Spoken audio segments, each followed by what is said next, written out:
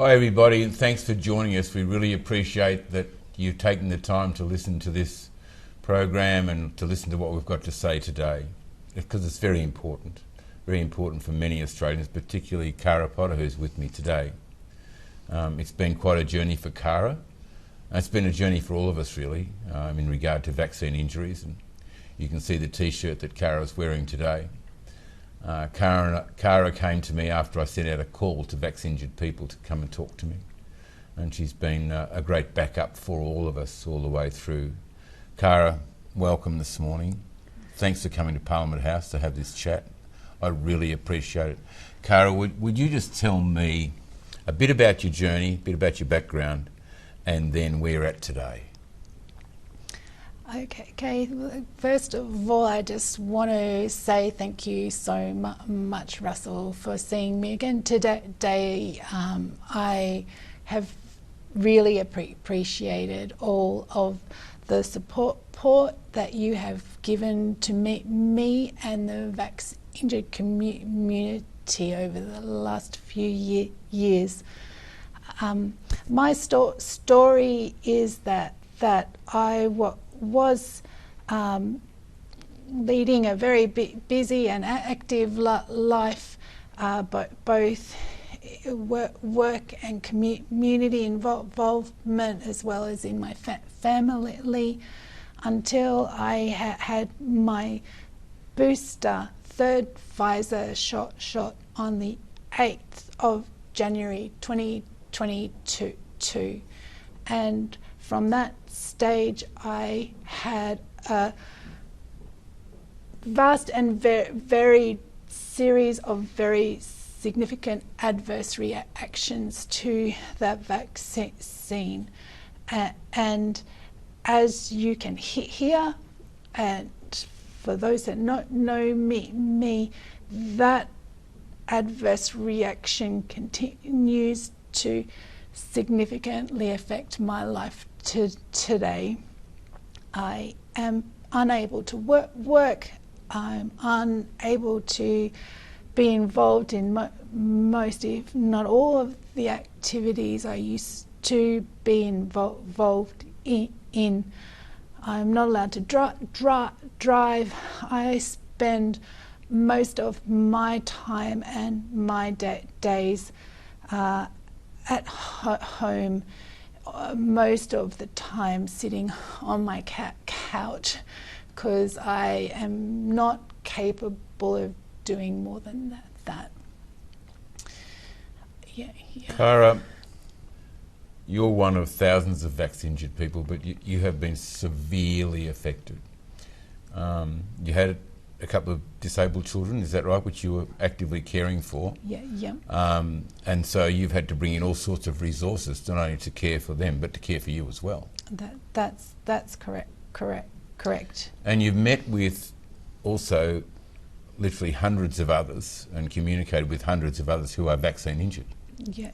And in fact, wasn't it 12 months ago that you actually came into the Parliament, sat in the Parliament, and during my speech I was being catcalled and called a cooker by some of the other members of Parliament, which we thought was highly amusing, till I turned to them and said, and Kara's with us today sitting in the gallery, which they all immediately shut up.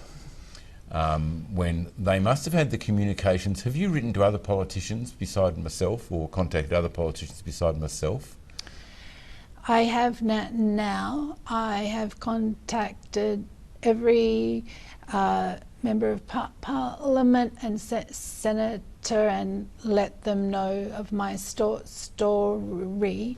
When I met with you, I had not contacted anyone originally apart from you, but then I contacted my local member, who's not been very supportive of me. But Russell, what I'd really like to say, I guess for me sitting in the gallery that day, I couldn't hear those things that people would say, and I know, and I've heard those things, similar things said about me as well because I'm vax injured. But sitting in the gallery that day and hearing you speak openly to the House of Representatives about vax injury, acknowledging it, acknowledging me personally, that was such a significant day in my journey, and for what that meant for me to actually have someone who is a member of Parliament recognise and acknowledge vaccine injury meant a huge deal, because as you know, that is not the experience that we generally have. Our members of Parliament do not acknowledge that we exist. When I wrote to my local member, and I've written to her a few times now, and also to the health minister, the responses I get back say that I have a suspected vaccine injury. But that is as far as they're willing to go. And that sets the tone for not just how things happen here at Parliament House, but that is the tone that we face every day as vaccine injured people. We are treated either with that deal of skepticism that maybe we're making this up, or people can be afraid of us, as if they acknowledge that this has happened to us, that I don't really know, but somehow that would damage them in some way. I'm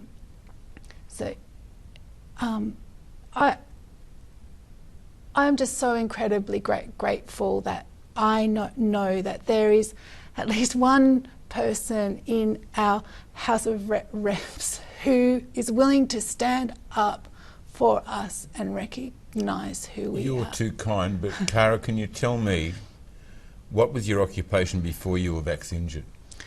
I worked as a disability consultant, an advocate, mostly with adults with autism. I'd worked extensively in the disability community, setting up various different not-for-profit organisations and running training programs and things as well. Yeah, you're pretty high level. You wouldn't see it like that, but I know. I've got a background in disability services myself, so I know what level you were at. It's very important for me to know, have you improved over the last 12 months? You know, that speech is now, I think, to this very day, 12 months ago. Time goes very quickly. How are you today? I compared to how I was 12 months ago, I do not think there has been significant change. I, along with many vax injured, have this vast array of symptoms. Many different parts of our bodies have been significantly affected, and the way it seems to work in our bodies is that different things will flare at different times. So different things are causing me grief today than they were 12 months ago, but nonetheless, I am still unable to participate in the majority of things of life because of the significance of the impact of the vaccine injury on my body. So, of course, you've been compensated for your injury. Yeah. No. And that's a really significant thing for us going forward as the vax-injured community. You have spoken with other vax-injured, Cassia and Chris, about how difficult it is to even qualify for the government compensation scheme. I fit the narrow criteria for that, but there is a part of that says you have to have gone through your other forms of compensation before you can apply. So I have a TPD claim, which I'm about 16 months into waiting for. So that's when compensation, but more broadly than that there is a welfare system in Australia that is world renowned. The NDIS is this amazing scheme that has been developed for the disability community, and I know I can speak to you about these things, Russell, because you've been involved before for a long time with the disability community.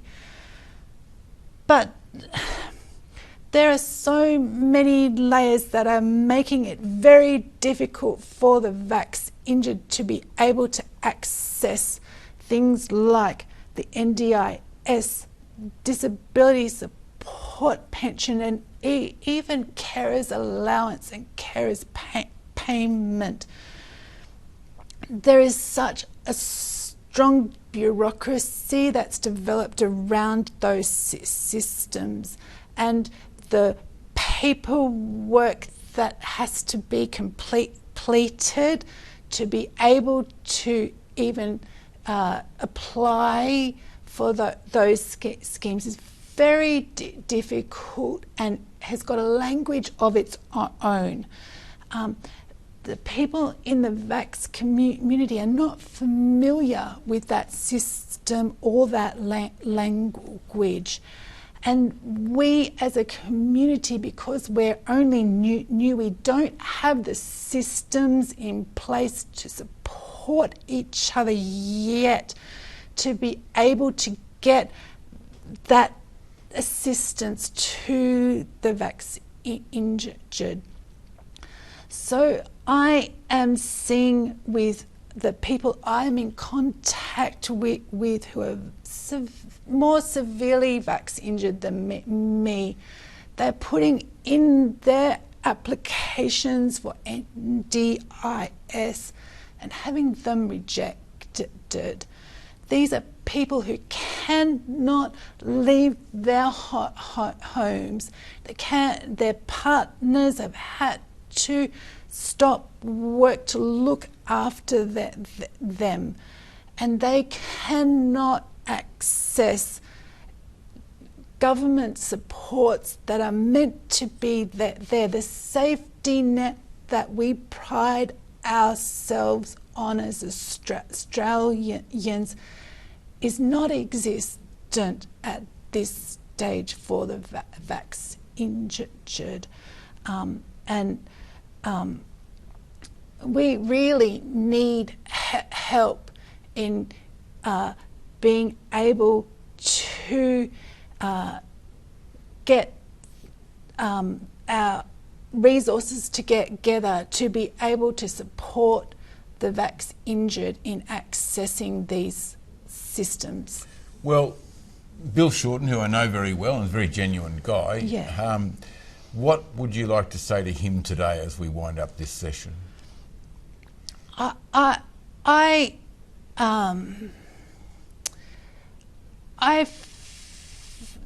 was very supportive of Bill Shorten leading up to the last election.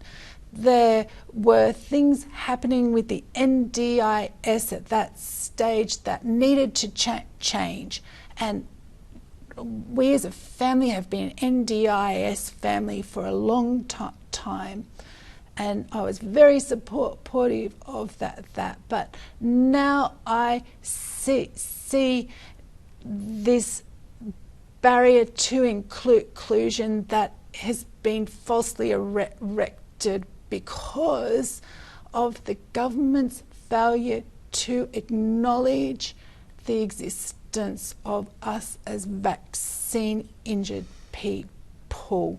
As long as that tone that exists within our government of denying our existence continues, then we will continue to see this large number of Australians suffering unnecessarily.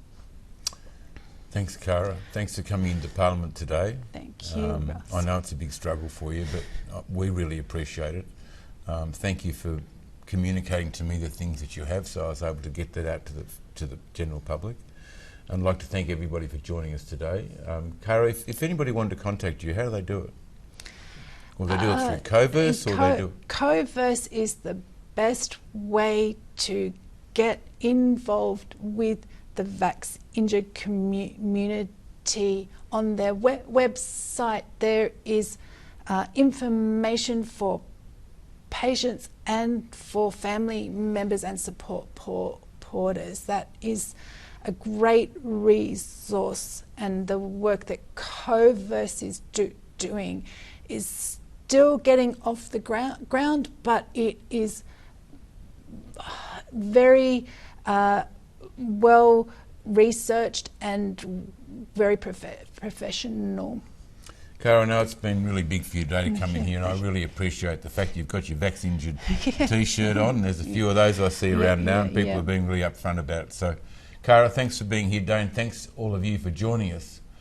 This is a really serious issue.